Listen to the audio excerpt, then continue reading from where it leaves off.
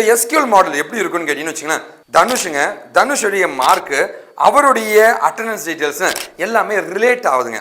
தனுஷ் வந்து Insta account வச்சிருக்காருங்க. தனுஷோடைய Insta அக்கௌண்ட்டில் வந்து ஃபோட்டோ போட்டிருப்பாருங்க, வீடியோ போட்டிருப்பாருங்க, ஏதாவது யூடியூப் URL கொடுத்துருப்பாருங்க, ஏதோ ஒரு லிங்க் ஷேர் பண்ணியிருப்பாருங்க, மெசேஜ் அமைச்சிருப்பாரு, என்ன வேணால் பண்ணியிருப்பார். ரொம்ப சிம்பிள் தாங்க. இந்த இடத்துல பார்த்தீங்கன்னு வச்சுங்களேன், நம்மளோட ஷீட்டு போட்ட வீடு மாதிரி தாங்க, எப்படி வேணா இருக்கும் டேட்டாங்க. ஆனால் இங்கே பார்த்தீங்கன்னா இப்படி தான் இருக்குன்ற அந்த பில்டிங். ஸோ இப்படி தான் இருக்குன்னு ரொம்ப ஸ்ட்ரிக்டான ஃப்ளெக்சிபிலிட்டி கம்மியாக இருக்கிற மாதிரி இருக்கிறது தான் நம்மளுடைய SQLங்க. இங்கே அதிகமான ஃப்ளெக்சிபிலிட்டி. அன்பு தம்பி தங்கைகளுக்கு வணக்கம். ஒரு பில்டிங் கன்ஸ்ட்ரக்ஷன் சொன்னாலும் தனுஷுடைய வேலையில் பட்டதாக தான் எனக்கு ஞாபகம் வருங்க. ஸோ ஒரு பில்டிங் அதை கட்டணும் போது அவர் பிளான் பண்ணுவாருங்க. பிளான் பண்ணி அதுக்கு தகுந்த மாதிரி ஸ்ட்ரக்சர்டாக சூப்பராக கட்டுவாருங்க.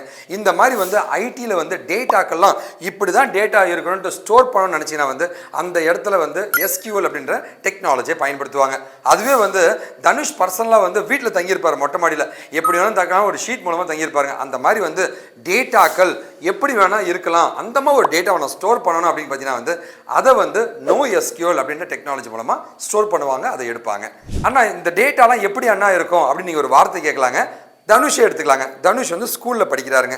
ஸ்கூல் ஸ்டூடெண்ட்டாக இருக்காருன்னா அவருக்கு என்னெல்லாம் இருக்குங்க டேட்டா, அவருடைய மார்க்கு, அவருடைய அட்டெண்டன்ஸுங்க, அவருடைய பர்சனல் டீட்டெயிலுங்க, அவரோட ஃபீஸ் டீட்டெயில்ஸுங்க, இது எல்லாமே இருக்கும். இந்த மாதிரி இதுதான் டேட்டா, இப்படி தான் வேணும் அப்படின்னு இருந்துச்சுன்னு வச்சுக்கோங்களேன், அப்போ வந்து தனுஷ்கான அந்த டேட்டாவை வந்து நம்ம ஸ்ட்ரக்சர்டு டேட்டா பேஸில் ஸ்டோர் பண்ணிப்போம். அதுவே வந்து இந்த பக்கம் பார்த்தீங்கன்னு வச்சுக்கோங்களேன், தனுஷ் வந்து இன்ஸ்டா அக்கௌண்ட் வச்சுருக்காருங்க. தனுஷோடைய இன்ஸ்டா அக்கௌண்ட்டில் வந்து ஃபோட்டோ போட்டிருப்பாருங்க, வீடியோ போட்டிருப்பாருங்க, ஏதாவது யூடியூப் URL கொடுத்துருப்பாருங்க, ஏதோ ஒரு லிங்க் ஷேர் பண்ணியிருப்பாருங்க, மெசேஜ் அமைச்சிருப்பாரு, என்ன வேணால் பண்ணியிருப்பார். அந்த மாதிரி டேட்டாக்கெலாம் இருக்கு வச்சுன்னா டேட்டா வெவ்வேறு விதமாகவும் இருக்குங்க. வெவ்வேறு டேட்டாவாக இருந்துச்சுன்னா அந்த மாதிரி டேட்டாவை ஸ்டோர் பண்ணுறதுக்கு பயன்படுத்துறது தான் நம்மளுடைய NoSQL அப்படின்னு சொல்லுவாங்க. ஸோ நாம் இன்றைக்கி என்ன பார்க்க போகிறோம் அப்படின்னா வந்து SQL NoSQL. ஸோ இதில் எது பெஸ்ட்டுங்க, இதுக்கான டிஃப்ரென்சஸ் என்ன, எங்கே அதை பயன்படுத்துகிறாங்க, அதுக்கான எக்ஸாம்பிள்ஸ்னு நிறைய விஷயங்கள் நீங்கள் நாங்கள் பார்க்க போகிறோங்க. நான் உங்களோட அண்ணன் வெங்கட் விக்கிடிகன் காஷோட வெல்கம் டு சேனலுங்க. கெரியர் கேப் இருக்குது, நான் ஐடியில் ஒர்க் பண்ணிட்டு இருக்கேன், ஃப்ரெஷருங்க, வேலை கிடைக்கல, வேலை இல்லாமல் இருக்கேன் அப்படின்னு யாராக இருந்தாலுமே வந்து கண்டிப்பாக வந்து உங்கள் ஸ்கில்லை டெவலப் பண்ணால் வேலைக்கு போக முடியுங்க. நிறைய பேர் பார்த்தீங்கன்னா வந்து வேலை வாங்கி தரேன்னு காசு கேட்பாங்க, இந்த பக்கம் வேலை வாங்கி கொடுத்த பின்னாடி காசு கொடுங்க அப்படின்ற மாதிரி கேட்பாங்க. இது எல்லாமே உங்களை ஏமாத்துறதுக்கு சொல்கிற சின்ன ஐடியாஸ் தாங்க. தயவு செஞ்சு நேர்மையாக போக முடியும், உங்கள் ஸ்கில்லை டெவலப் பண்ணாங்க. கண்டிப்பாக உங்களுக்கு எந்த கைடன்ஸ்னால் நீங்கள் என்னை காண்டாக்ட் பண்ணலாங்க. என்னுடைய காண்டாக்ட் நம்பருங்க, என்னோட இன்ஸ்டா அக்கௌண்ட் கொடுத்துருக்கேன், நீங்கள் காண்டாக்ட் பண்ணலாம்.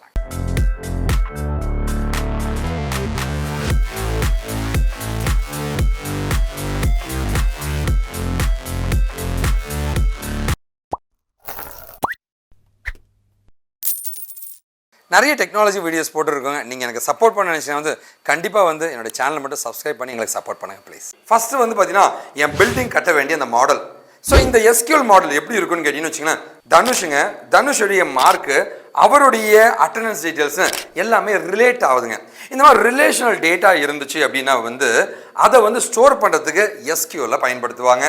அதுவே இந்த பக்கம் பாருங்கள், அதே தனுஷ் இருக்காருங்க, அவர் வந்து ஏதோ ஒரு படத்தோட வீடியோ, ஃப்ரெண்டோட வீடியோஸுங்க, ஓகேவா. ஸோ இன்றைக்கி வந்து காலையில் ஒரு ஃபோட்டோ எடுத்த நேச்சுரல் சீனர் வீடியோ, இதெல்லாம் சம்மந்தம் இல்லாத வீடியோவாக இருக்கு. எந்த டேட்டாவாக இருந்தாலும் இர்ரிலேட்டட் டேட்டாஸுங்க, ஓகேவா. ரிலேஷனே இல்லாத டேட்டாக்களாக இருந்தாலும் அந்த மாதிரி டேட்டாவை ஸ்டோர் பண்ணுற மாடல் தான் வந்து நம்மளோட NoSQLன்னு சொல்லுவாங்க. இந்த மாடலை பற்றி சொல்லணும்னா அதுக்குள்ளே இருக்கிற டேட்டாவை பற்றி நம்ம சொல்லணும் இல்லைங்களா. அந்த டேட்டா பார்த்தீங்கன்னா வந்து இங்கே அப்படின்னா ஸ்ட்ரக்சர்டாக இருக்குன்னு அர்த்தம், இங்கே அன்ஸ்ட்ரக்சர்டாக இருக்குன்னு அர்த்தம். ஸோ டேட்டாவே அன்ஸ்ட்ரக்சர்டாக இருந்துச்சுன்னா வந்து ஃப்ளெக்சிபிலிட்டி எப்படி இருக்கும், ரொம்ப சிம்பிள் தாங்க. இந்த இடத்துல பார்த்தீங்கன்னு வச்சுங்களேன், நம்மளோட ஷீட்டு போட்ட வீடு மாதிரி தாங்க, எப்படி வேணா இருக்கும் டேட்டாங்க. ஆனால் இங்கே பார்த்தீங்கன்னா இப்படி தான் இருக்குன்ற அந்த பில்டிங். ஸோ இப்படி தான் இருக்குன்னு ரொம்ப ஸ்ட்ரிக்டான ஃப்ளெக்சிபிலிட்டி கம்மியாக இருக்கிற மாதிரி இருக்கிறது தான் நம்மளுடைய SQLங்க. இங்கே அதிகமான ஃப்ளெக்சிபிலிட்டி இருக்குங்க. ஒரு டேட்டா பேஸுக்கு ரொம்ப இம்பார்ட்டண்டான ஒரு கான்செப்ட் என்ன தெரியுமா, ஆசிட் ப்ராப்பர்ட்டின்னு சொல்லுவாங்க. ஆசிட் ப்ராப்பர்ட்டி என்னங்க, அட்டாமிசிட்டி, கன்சிஸ்டன்சி, ஐசோலேஷன் அண்ட் டியூரபிலிட்டின்னு 4 இருக்குங்க. ஒரு டேட்டா பேஸ், ஒரு டேட்டாவை நான் ஸ்டோர் பண்ணுறேன் அப்படின்னா அந்த டேட்டா எஃபிஷியண்ட்டாக பர்ஃபெக்டாக இருக்கணும்னா வந்து இந்த ஆசிட் ப்ராப்பர்ட்டியை அது ஃபாலோ பண்ணியிருக்கணும். நீங்கள் எந்த டேட்டா பேஸை எடுத்தாலும் ஏப்பா இந்த data base acid property follow பண்ணுதா, அப்போ சூப்பர் அப்படின்னு சொல்லுவாங்க. ஸோ அந்த அட்டாமிசிட்டினா என்ன, எல்லாருக்கும் சரியான டேட்டா போகணும், கரெக்டான டேட்டா போகணுன்றது தான் அட்டாமிசிட்டிங்க. இதுவே கன்சிஸ்டன்சினா வந்து எல்லாருக்கும் ஒரே மாதிரி டேட்டா போகணுன்றது கன்சிஸ்டன்சிங்க. ஐசோலேஷன், யாருக்கு என்ன போகணுமோ அந்த மாதிரி கொடுக்குறது ஐசோலேஷன். டியூரபிலிட்டி, என்ன பிரச்சனை வந்தாலும் சரியான டேட்டா அவங்களுக்கு போய் ரீச் ஆகணும். இந்த ஆசிட் ப்ராப்பர்ட்டி ரொம்ப முக்கியங்க ஒரு டேட்டா பேஸுங்க. இந்த ஆசிட் ப்ராப்பர்ட்டி SQL ஸ்ட்ரிக்டாக ஃபாலோ பண்ணுங்க. இங்கே பார்த்தீங்கன்னா ரொம்ப சிம்பிள், பேசிக்கலி அவைலபிள் அப்படின்னு சொல்லுவாங்க, பேஸ் ப்ராப்பர்ட்டி அப்படின்னு சொல்லுவாங்க. ஆசிட் ப்ராப்பர்ட்டி கொஞ்சமாக டச் பண்ணுவாங்க தவிர ஸ்ட்ரிக்டாக யூஸ் பண்ணுறது ஆசிடுங்க, இங்கே பேஸ் ப்ராப்பர்ட்டின்னு சொல்லுவாங்க.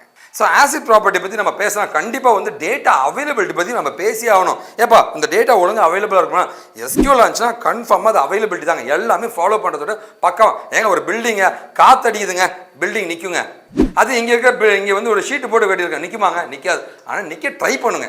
ஓகே, இதுதான் அந்த கம்பேரிசனுங்க. இங்கே கண்டிப்பாக அவைலபிளாக இருக்குங்க, இங்கே வந்து ஓரளவு எதிர்பார்க்கலான்றது தான் கான்செப்ட்டுங்க. நீங்கள் என்கிட்ட ஒரு வார்த்தைக்கலாம் இந்த டிஃப்ரென்சஸ்லாம் பார்த்த மாதிரி உங்களுக்கு ஒரு கேள்வி இருக்கும், அண்ணா எது அண்ணா பெட்டர், எஸ்கியூலா நோ எஸ்கியூலா? ரொம்ப சிம்பிள் தாங்க.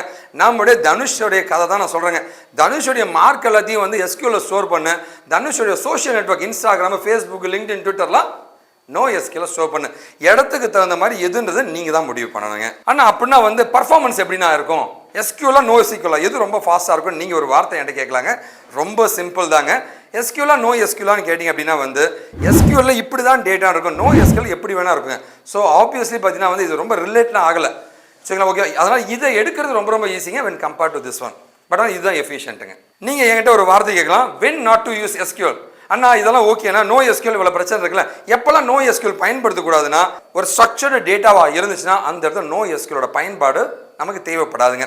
அதே மாதிரி நீங்கள் கேட்கலாம், ஆனால் என்ன மாதிரி டேட்டா ஃபார்மேட்னு, இது ரொம்ப முக்கியமானது, நான் மறந்துட்டேங்க சொல்கிறதுக்கு. டேட்டா ஃபார்மேட்டை பொறுத்த வரைக்கும் இங்கே வந்து டேபிள் ஃபார்மேட்டில் டேட்டா இருக்கும், இங்கே JSON format, JavaScript object நொட்டேஷன்ற ஒரு ஃபார்மேட்டில் டேட்டா இருக்கும். இது ரொம்ப இம்பார்ட்டண்டான ஒரு டிஃப்ரென்ஸுங்க. அண்ணா நான் ஒரு காமர்ஸ் பிஸ்னஸ் நடத்துகிறேன், எஸ்கியூல நோ எஸ்கியூலாம் கேட்டிங்கன்னா வந்து என்னை பொறுத்த வரைக்கும் பர்சனல் சஜஷன் பார்த்தீங்கன்னா வந்து காமர்ஸ்னா இந்த ப்ராடக்ட் இவ்வளோ ரேட்டு இவ்வளோ பேர் வாங்கியிருக்காங்க டீட்டெயிலாக இருக்குங்க. அப்போ வந்து எஸ்கியூல நோ எஸ்கியூலாம் நீங்கள் கேட்டிங்கன்னா நான் எஸ்கியூல தான் ப்ரிஃபர் பண்ணுவாங்க, பெஸ்ட்டுங்க. ஸோ இதில் வந்து MongoDBன்னு ஒரு சாஃப்ட்வேர் இருக்குது. MongoDBன்றது வந்து எஸ்கியூல நோ எஸ்கியூல் கேட்டிங்கன்னா சூப்பராக MongoDB பொறுத்த வரைக்கும் அது ஒரு டெடிகேட்டட் சாஃப்ட்வேர் ஃபார் நோ எஸ்கியூலுங்க. எக்ஸாம்பிள்ஸ் ஆஃப் டேட்டா பேஸஸ் கேட்டிங்கன்னா எஸ்கியூலை பொறுத்த வரைக்கும் SQL சர்வர், ஆரக்கிள்ங்க, MySQL, இது எல்லாமே PostgreSQL, இது எல்லாமே SQL பேஸ்ட் சாஃப்ட்வேர்ஸுங்க.